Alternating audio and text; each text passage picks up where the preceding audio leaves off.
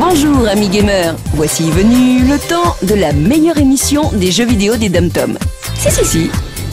Au sommaire de cette édition, un petit dossier sur Dance Dance Revolution et la démo de Zelda Twilight Princess.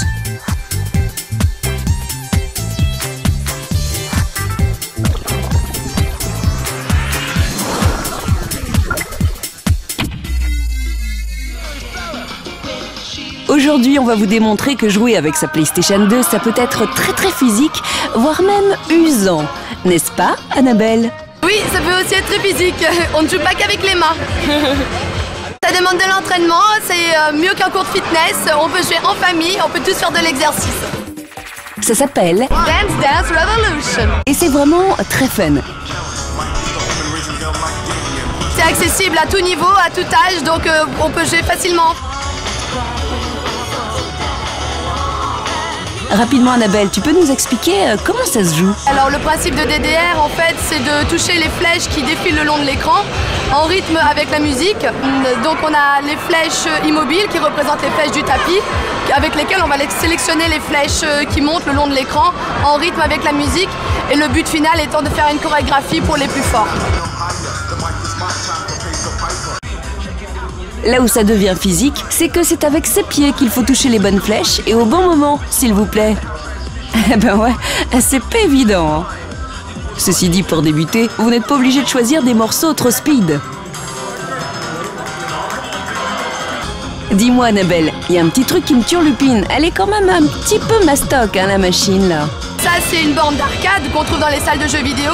Mais bien sûr, à la maison, on a des tapis beaucoup plus accessibles. Donc des tapis qui sont épais comme ça. Ce sont des tapis en mousse qui se branchent sur une console, une PlayStation. Donc ensuite reliés à la télé. Ensuite, il faut acheter le jeu. On a le port adaptable en PlayStation 2 ou en PlayStation 1. Donc il n'y a pas de problème à ce niveau-là. S'il y a des joueurs qui pratiquent le jeu depuis 7 ans, par exemple, qui sont beaucoup plus entraînés.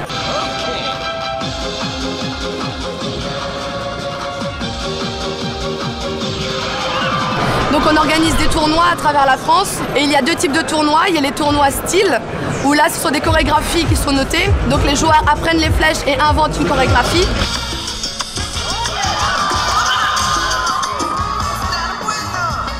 Et on a un tournoi score où là le but est de toucher le plus de flèches possible. Donc on a beaucoup de tournois, beaucoup de joueurs et c'est vraiment impressionnant à voir.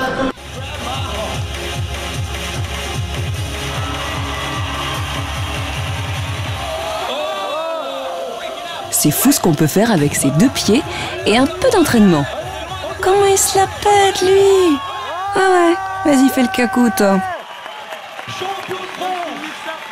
Bravo Antoine. Même pas en fait. Donc tu as raté 2 flèches.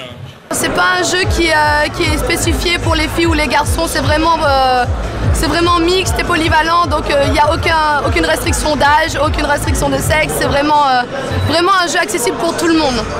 Bah vous voyez que je vous avais pas menti. Jouer à la PlayStation 2, ça peut être très fatigant.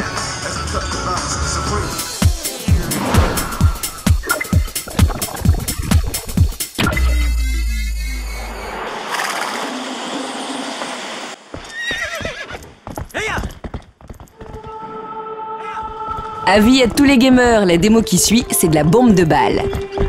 Et oui, après maintes reports, voici un des meilleurs jeux sortis sur Wii, Zelda Twilight Princess. Les garçons qui sont plutôt voitures et boum boum n'ont pas la culture Zelda, mais ils s'y sont collés.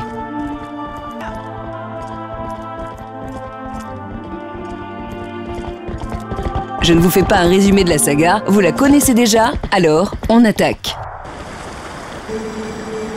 Au premier contact, le contrôle de notre perso avec les Wiimotes et le Nunchuk est tout simplement génial, car vous êtes carrément immergé dans le jeu.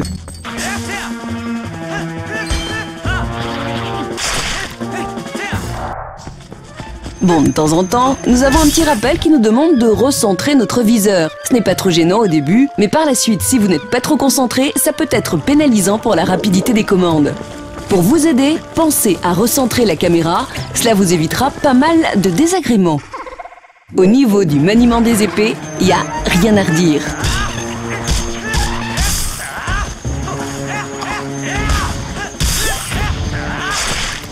Revenons à nos testeurs. Si vous n'avez jamais baigné dans l'esprit Zelda au premier abord, bah vous serez perdu. Un peu à l'image d'Hunter là, qui a appelé son faucon au moins... Ah bon, on compte plus, hein.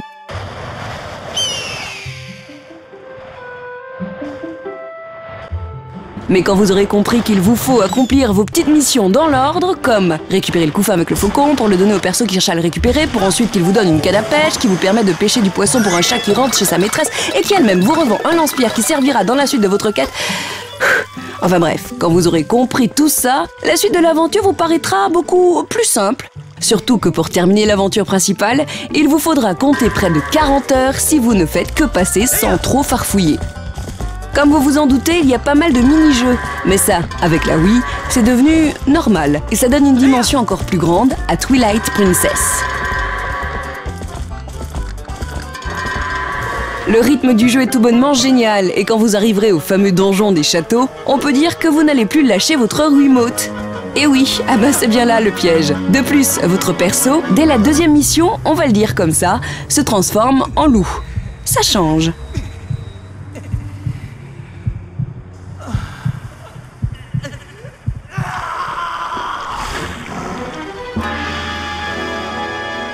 Au fil de l'aventure, quand les gamers pro Zelda triompheront rapidement des énigmes, les autres mettront quand même un peu plus de temps, mais toujours avec autant de plaisir. Question graphisme. On sait qu'au niveau rendu, la Wii n'est pas une Xbox 360 ou une PS3, mais on peut dire que Twilight Princess est tout de même très jolie. On finit par la bande-son, qui est souvent malheureusement du MIDI, mais bon, ça n'enlève rien au jeu. Quoique The Driver s'est quand même endormi avec la zig de folie. C'est sûr, il n'était pas derrière un volant le monsieur. Voilà, nos testeurs se sont bien régalés, et bien sûr la note s'en ressent avec un excellent 19 sur 20.